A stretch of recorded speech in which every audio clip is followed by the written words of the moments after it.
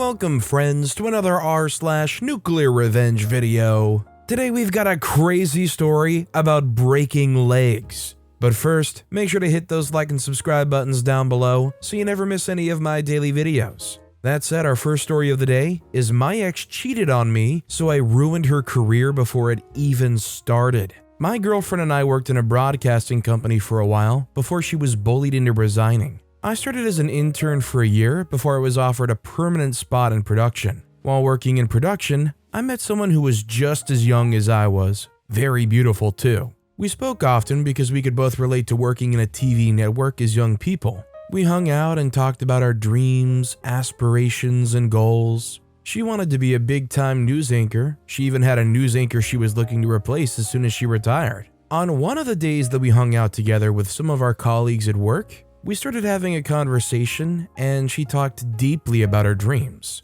I was impressed by how ambitious she was, especially since at the time, she only worked as an assistant. The way her eyes sparkled when she spoke of her plans showed how excited and passionate she was about the future. Something about her being so ambitious drew me to her. We hung out even more often and we became close friends. I loved to cook, so she would visit and I'd cook her tasty meals. We soon hooked up. We promised it would never happen again, as we didn't want that to disrupt our friendship, but it did happen again and again. Hooking up became the new normal for us. We would visit each other and soon enough start kissing, and then boom. We never kissed in public or showed other coworkers that we were doing anything though. All they knew is that we were friends. One day, I was out at night with my friends, and I saw her on a date with some guy. They were eating dinner and she seemed to be enjoying his company. I was hurt, but I didn't know if I should feel that way or if I had a right to feel that way. I was bad at communicating, so rather than just tell her what I had seen, I completely shut her out. I stopped speaking to her and avoided her at work.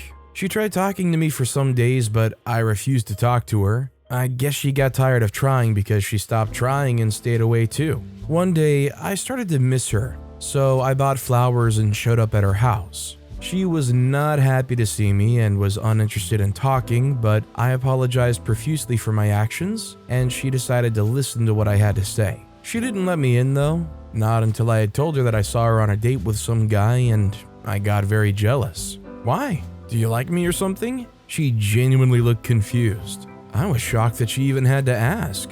Of course I like you. You know I like you. She said no I didn't. She thought about it for a while and then invited me in. When we got in, she asked what that was for us. Don't you want to be friends anymore? She asked. When were we ever friends? I retorted. She says we weren't friends? I said no, we were lovers. I've always liked you and don't tell me you didn't know because I'm certain that you did. She said well, I did think you liked me but only as a friend. She was not telling me what I wanted to hear. Did she like me or not? Did she want an actual relationship or wanted to just continue what we had going on? Do you like me? I finally asked. Yes, I do like you. What's there not to like? I said, so? They say, I don't know. What are you asking me? I said, I'm asking if you want to have a proper relationship. She said, I don't know. We work together. We don't want things to be awkward if it doesn't work out. I said, whoa, we haven't even started and you're talking about things not working out? She said, I'm sorry. I just like to be proactive. We can't be too careful about these things. I spend so much time convincing her that we would be fine. If we do break up, we'll stay friends and it would never affect the quality of our work. She said, deal? I said, deal. We don't even work together. She said, huh? We do? Technically, we don't, I said, rolling my eyes. She laughed. It was true, we didn't work together. Maybe we could in the future since she longed to be an anchor someday. That was the start of our relationship. We were so happy together. At first, we kept our relationship under wraps and away from our colleagues, since she wanted our work life and personal lives not to blur. But soon enough, everyone found out. We just couldn't keep our hands off each other when we were hanging out with the others after work. We were the star couple. Even our older colleagues admired our relationship. It was bliss. The joy in our relationship was soon cut short when my girlfriend started sneaking around. I noticed how she was reluctant to leave work after closing. I gave her a ride home every day after work, so usually we left together. She would also randomly disappear on weekends and give some badly stringed excuse about being missing in action. I noticed all that started after she applied for a job as one of the anchors in a new program on the network, but she was refused. She cried about it for a whole week. As her boyfriend, I was downcast too. I wished badly that she got the job.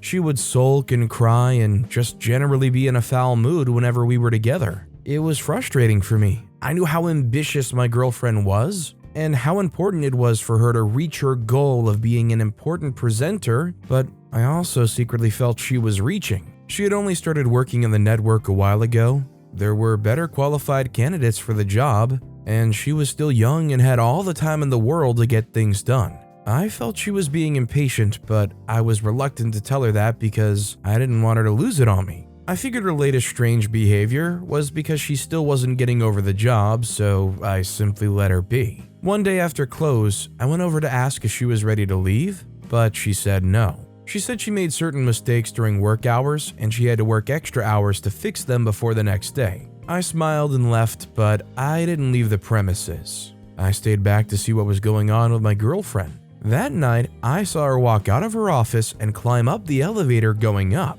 I wondered for a while what business an assistant had on the top floor. All the superiors were on the top floor, the decision makers. There was no way she could just go up there this late at night if one of them hadn't sent for her. Even her boss didn't have such easy access. It took all the self-control I had in me to not go up after her. I left work that night and asked about what she did the next day. You know, the usual. I was at my desk trying to get things fixed. How are you? She asked sweetly, cleverly changing the topic. Of course, she was lying. I knew she was lying about something, but I didn't think she could be cheating. I was in for a rude shock. Later that night when we went to her apartment together, I was in her bathroom when I saw a receipt on the sink. It carried her name. It was a hotel receipt, and it dated to the weekend before when she had just disappeared on me. It was then that it dawned on me that my girlfriend was seeing someone else, and it has to be a top dog of the network. That explains staying back late at the office and disappearing some weekends. I picked up the receipt and took a picture of it. Babe, do you want to get away this weekend? We could go somewhere quiet and cozy, I asked her when I returned to the room. She said, no, babe, sorry. I need a rest. I've had a long week so far, and I need my weekend to recuperate. I made a sad face and said, okay, fine. We can go out on Friday though, yeah? She said, no, babe. Once I'm done with work on Friday, I'm going straight home to sleep for as long as I can. She was going to meet up with the superior at work. I just knew it. I called my sister, who was in college at the time, to borrow her camera, binoculars, and car. That evening, I parked very close to my girlfriend's apartment and waited for her to come out. While in the car, I prayed I was wrong, that she was in her bedroom sleeping. She was soon outside rocking a lovely black dress and carrying a tiny red suitcase. A taxi came along and picked her up. I followed them closely, trying as much as possible to not make it obvious. There was no way that she would suspect it was me since I was using my sister's car. But I didn't want her or the taxi driver to notice I was following them. The taxi soon stopped outside a hotel. I wasn't surprised that it was the same hotel as the receipts I saw on her bathroom sink.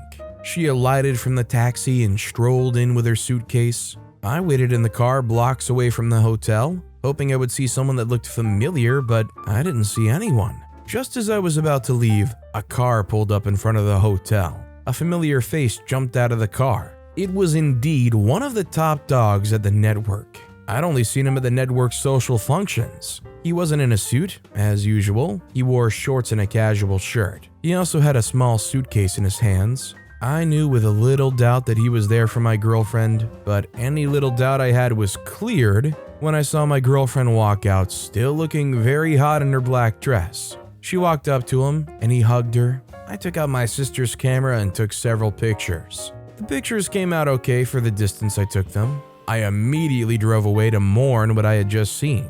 That night, I drank so much alcohol to numb the pain. I knew she was sleeping with him to get some favor of sorts from him. I always knew my girlfriend was ambitious, but I never thought she would go to such lengths to see her dreams come to pass. She didn't have to sleep with anyone. She was talented, had a good reputation at the network, and was already on her way there. I could not understand why she would take it that far. I went to work in the new week, pretending everything was okay. It was hard, but I had to do so I could carry out my plans. Just around that period, some men in top positions in another broadcasting company were exposed for taking advantage of younger women in their network.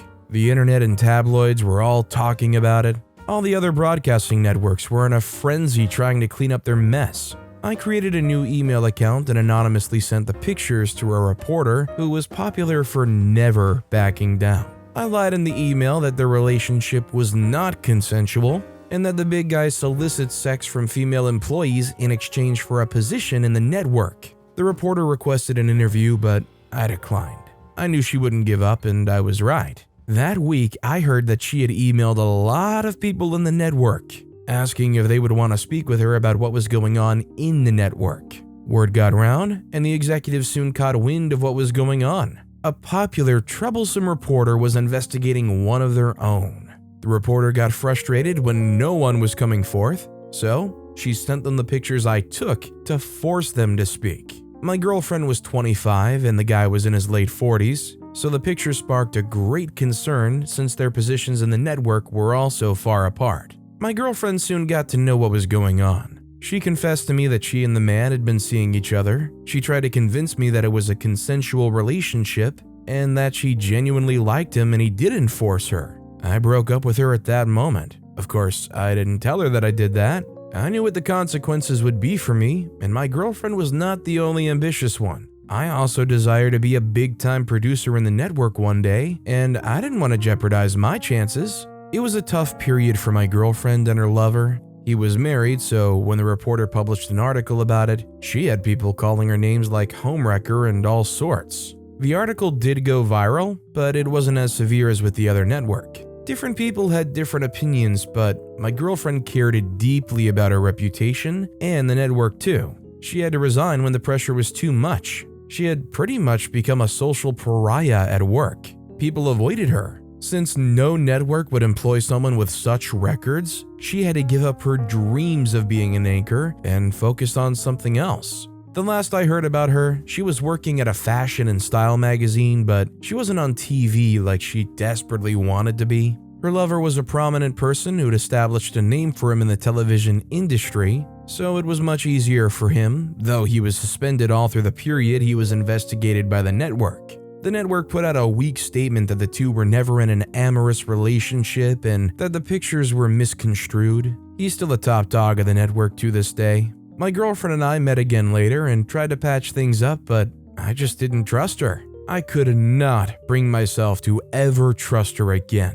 So we broke up and ended things permanently. If you have somebody that so coldly lies to your face and goes around behind your back cheating on you, is that justification enough for forever ruining their career aspirations? Or after everything here, are we left with just two villains? I'd like to know what you guys think in the comments down below. That said, our final story of the day is I broke my sister-in-law's legs. This is one story that I can never tell anyone in real life because they'll either try to get me committed to a mental institution or send the police after me, but it is what it is and I did what I did, whether the reason was right or not. When my brother got married, I was the most excited person on the beach where the ceremony was held. It's not that I love my sister-in-law or anything like that. I was just happy because my brother was happy. We are super tight. Even though he's a year older than me, we shared everything as teenagers, and most people think that's weird because siblings are usually at odds with each other, but it was never like that with us. My brother and I were in the same classes throughout high school because we started at the same time. He had an accident when he was younger and stayed a year behind, so I caught up with him. So we shared the same classes, group of friends, and interests. I love my brother, and his interests always come first, even before mine. After our parents died in a freak fire incident, we became even closer. Insurance money for both the fire and their deaths really helped us move on, and my brother's a finance genius that managed to reinvest some of it and start his businesses. So we never experienced poverty, but we still shared everything. We wore each other's clothes and drove each other's cars and went on double dates all the time. When he got into his first serious relationship, I picked out their dates for him, bought all the gifts he gave her, and I was as involved in their relationship as she was. I would do anything for my brother. We have a bond that most people don't understand, and it's often misunderstood.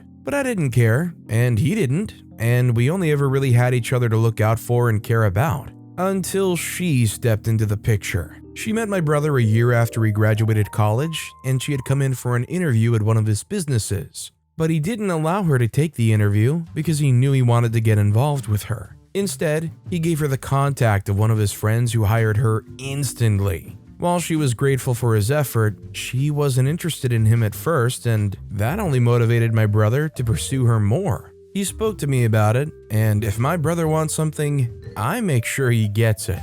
So I spent a month learning about everything she likes and everything she was interested in, and I gave him all the right ideas. And in no time at all, she fell for his natural charm and their relationship was off to a good start. Back then, she thought it was cute that my brother and I went almost everywhere together, despite the fact that we lived together, and she thought it was adorable that we went on double dates all the time. She made sure to let whoever my date was know that for sure. But then she started getting this confused look whenever I suggested that we do an activity, and my brother readily agreed. I didn't think too much of it, and their relationship was going so well that they exchanged I love yous, but she started to get really annoying. She told my brother that they weren't spending enough time together, and they could always only do things that involved me. And she went on and on about how they only had privacy when I was away at school. I was in my senior year of a physiotherapy degree, but I couldn't understand why she was upset. I knew my brother was serious about her, so I never brought up the fact that it was the first relationship where I hadn't gotten involved in their sex life, and there she was, complaining about the very smallest of things.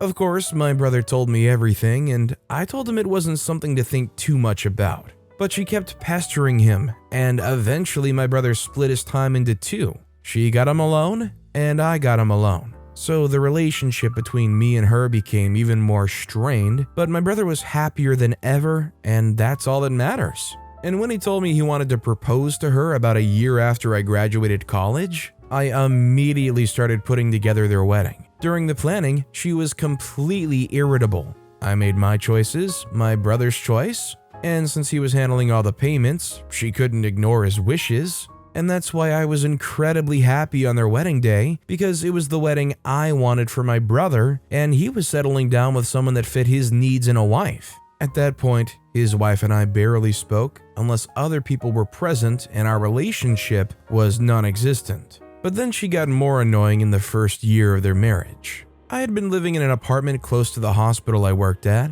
so she moved in with my brother, but they wanted to start trying for babies, so my brother bought a house. And because I'd helped him in the house hunt, it was close to where I worked. And naturally, I moved in with him in the new house. To say she was angry about this would be an understatement. Every day she had something to say about how I did this wrong and did that wrong, and how it was wrong for me to be 26, earning well, and still trying to live off my brother. My brother was mostly confused about her behavior since he told her we were very close early on in the relationship. But she was insistent that we didn't need to be around each other as much as we were. I, on the other hand, knew exactly what was going on. My sister-in-law didn't want me around because she wanted my brother all to herself. But I couldn't tell my brother that because she owned the other half of him that I lost when they got married. So instead of changing his mind, I decided to wait and see what would happen. Their fights about me became more frequent, and with each one they had, and the cold shoulder that followed, I could see my brother losing the battle. But then her anger got to a tipping point, and it brought me back to the top of the scoreboard. About a week after their last fight about me and my presence in my brother's life, my sister-in-law went grocery shopping, and she was returning home just as I pulled into the driveway, as she barreled straight ahead and smashed my car from behind. She drives a Land Rover Jeep and I drive a Camry, so the impact was a lot. My car went straight into the edging of the front lawn, and there were dents in front and behind of the vehicle.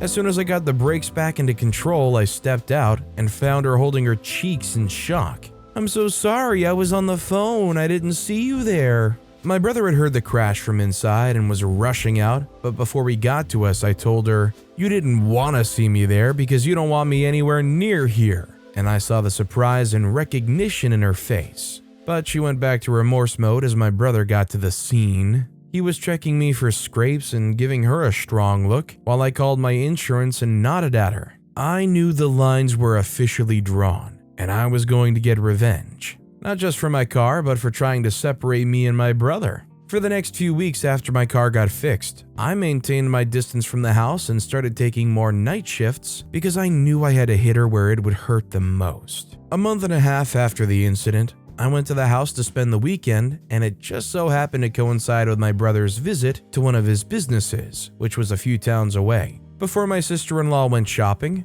I spent some time cleaning out my car in the garage because I'd partially been eating and living out of it, so it was quite messy. And then I prepped a little surprise for her. I closed the garage doors about 80% of the way with some crawl space left open, and then I put the control panel for the garage doors on reset so no one would be able to open it via a remote. And finally, I adjusted the speed settings, then I waited. Like a true creature of habit, my sister-in-law drove up to the house a few minutes later, and she tried repeatedly to open the garage doors with her remote, but they wouldn't budge. And then after a few minutes, I heard her door slam, and she rang the front door so she could come into the garage through the main house. But I was waiting in the garage for her last option. When I didn't answer the door, I heard her walk up to the garage and I saw her get down flat to crawl into the space I had left open. She didn't see me by the garage control because she was facing down, and I knew that my plan would be drama-free. I waited until she was about halfway into the garage,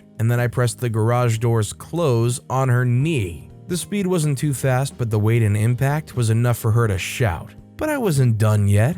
I adjusted the control speed again and opened the door slightly before pressing it close again, and again, and again. Her screams were a delight to me, and when she passed out from the pain, I stopped. Then I went out through the front door and ran straight to her, frantically shouting, "What the heck happened? I was in the shower. Oh my God!" Then I dragged her body out by her broken legs, which made her scream some more, before carrying her to her car as she cried unstoppably, and driving straight to the emergency room of the hospital where I worked. Recognizing me, the nurses and doctors attended to her quickly, and she was taken in for an x-ray to examine the extent of the damage in less than 10 minutes after we got there. She was in a ton of pain, and I was pleased with my work.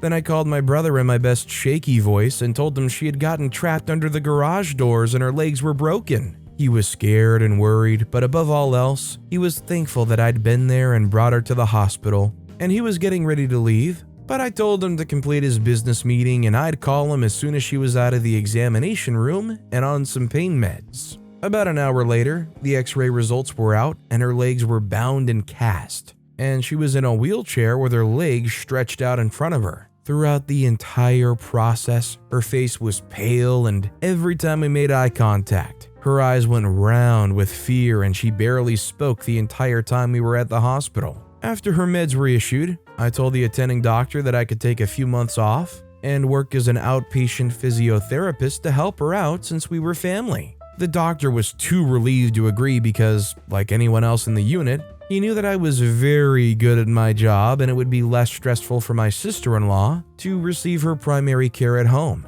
We spent a few more hours at the hospital while she slept off the meds, and eventually, I loaded her up in the car and drove home. I called my brother and gave her the phone to speak to him, and when he asked what happened, she caught my eye in the rear view mirror and I smiled. She then told him that she didn't know what happened, but she got stuck in the garage door and it must have jammed from her body being under there, and I just kept smiling. When we got back to the house, I prepped a makeshift rest for her legs on the coffee table, got her meds out, and immediately went into physio mode.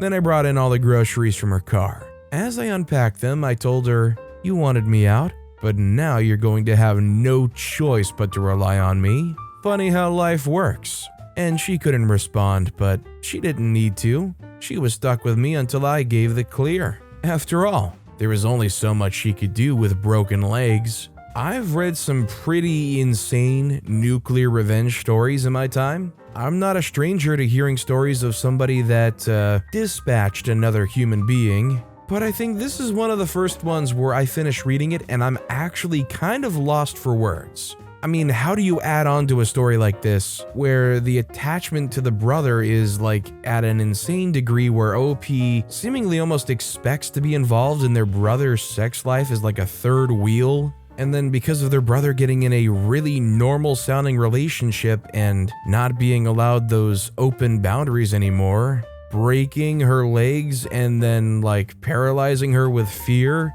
I mean, yikes. But with that being said, that's all the time we have for today. Now, if you want to hear another absolutely insane nuclear revenge story, click on that left video. Or if you missed my latest video, check out the one on the right. That said, I'll see you all next time with some more stories.